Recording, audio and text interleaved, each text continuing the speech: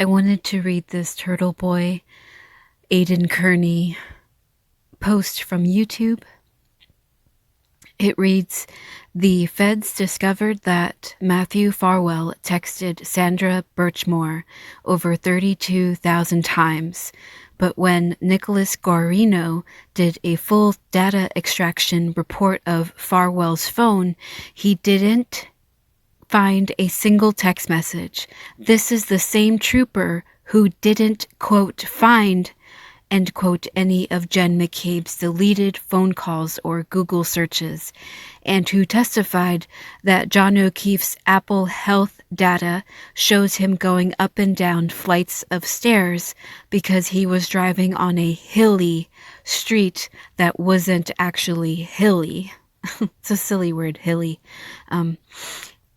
And if you think that's bad, wait until you hear about what he didn't, quote, find, end quote, in the fake victim's phone that we did. Okay, 32,000 times. So I'm going to zoom out and then zoom in to the first screenshot he provides with the post. It reads, to Detective Lieutenant Gerard R. Mataliano, and then it reads, from Sergeant John M. Fanning. The subject is Matthew Farwell personal and work cell phone analysis. It's dated August 16th, 2021. It reads, on February 9th, 2021, Matthew Farwell consented to a data extraction of his personal iPhone 11, which was then extracted by Trooper Nick Guarino. Keep that name in mind. On April 26, 2021, I received Matthew's work cell phone from Stoughton Police Department. Through Matthew's attorney, consent was given for a data extraction, which was performed by Trooper Nick Guarino. I analyzed both of these phones and did not find any communication with Sandra Birchmore. Matt had said in a previous interview that he deleted all communication with Sandra. It's signed, respectfully submitted, Sergeant John M. Fanning, Massachusetts State Police, Norfolk County District Attorney's Office. So, again, for those who are unaware, the Sandra Birchmore case is in the same district, the same county as the Karen Reed case.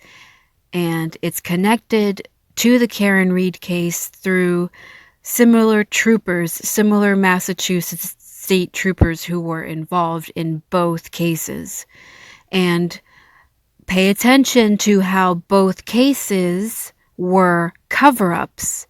Remember, Sandra Birchmore's death was originally deemed a suicide. Sandra Birchmore was an attempted cover-up, but thankfully there was a secondary medical examination conducted, which concluded that Sandra Birchmore did not commit suicide, she was murdered. It was a homicide. So I'll read the next screenshot that was included in the YouTube post. It reads, Birchmore and Matthew Farwell exchanged approximately 32,709 text messages between December 2019, when she was 22, and her death. According to a search warrant affidavit prepared by State Police Lieutenant John Fanning, in the messages, investigators said they learned that Matthew Farwell allegedly began having sex with Birchmore in April 2013 and continued to do so through at least 2020. So that's 7 years, people. 7 years that Matthew Farwell had a sexual relationship with Sandra Birchmore. It continues, the messages showed Birchmore and Matthew Farwell coordinating plans to meet clandestinely at a hotel, Costco, Birchmore's family home in Stoughton, and her apartment in Canton, Fanning wrote. So Sandra Birchmore and Matthew Farwell were making plans throughout their communications to meet each other at hotels, at Costco's, at Sandra Birchmore's family home in Stoughton, and at Sandra Birchmore's apartment in Canton, which is where she was found dead.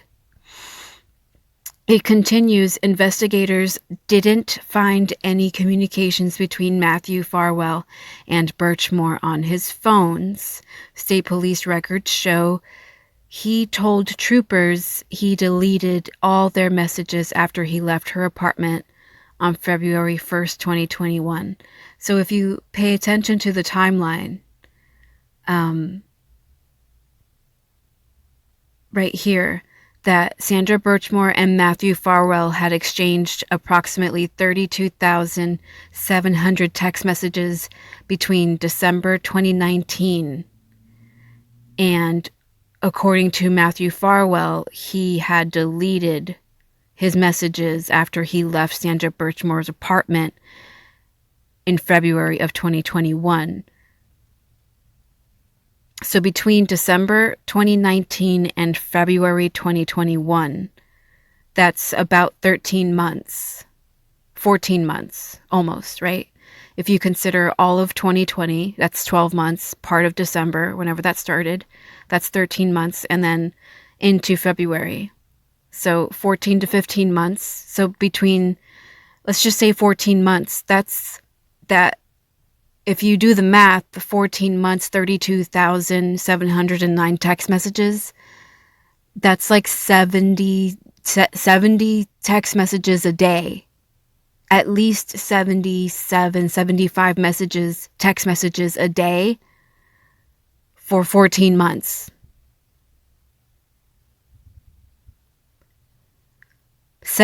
At least 70 text messages a day.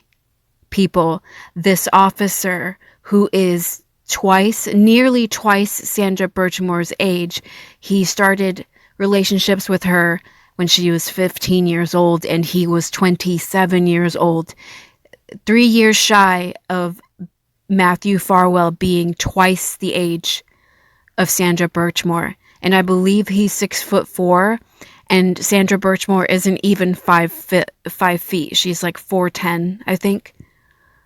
So Matthew Farwell is almost twice Sandra Birchmore's age. He had been grooming her as an officer, as a member of law enforcement of the Stoughton Police Department. He had been grooming Sandra Birchmore from age 15 on until he allegedly murdered her.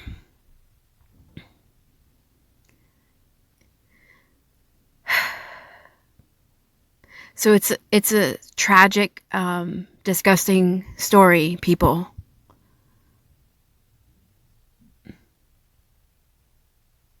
He was nearly twice her age, and he was like 1.5 feet taller than her. He was nearly twice her age, and he overpowered her in her apartment.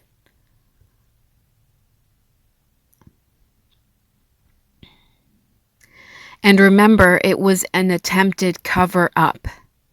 Remember that if no one looked into this beyond the initial cause of death, which was a suicide, if no one looked into this, if people didn't fight, if her family didn't fight, it would have just been a suicide for forever. And Matthew Farwell would have gotten away with it.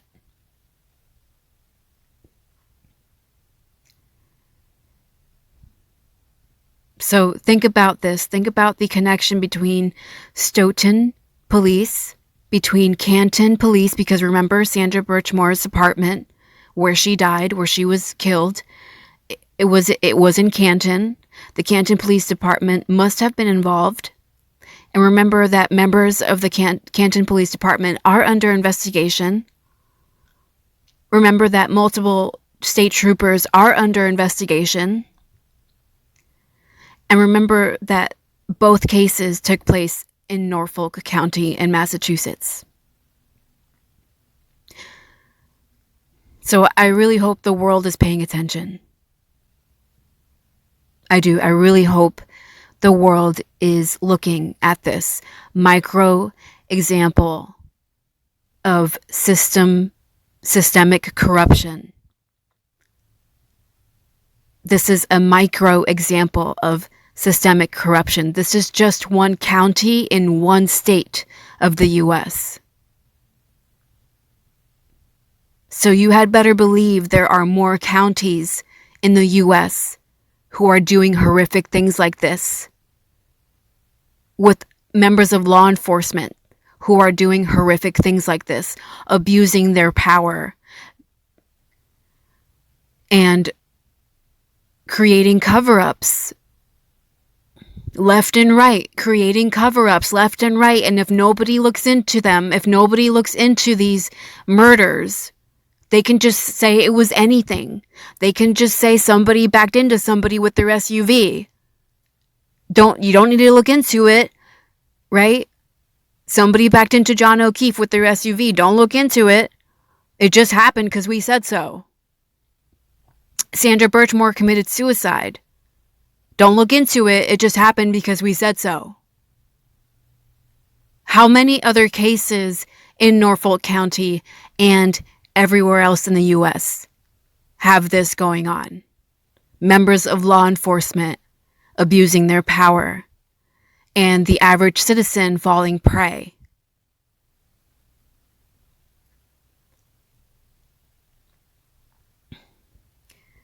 The post continues. I'll show you the images of Matthew Farwell.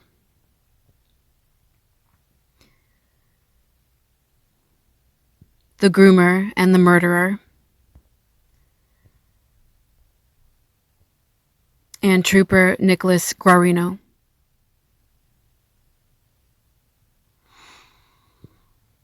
Thank you for watching.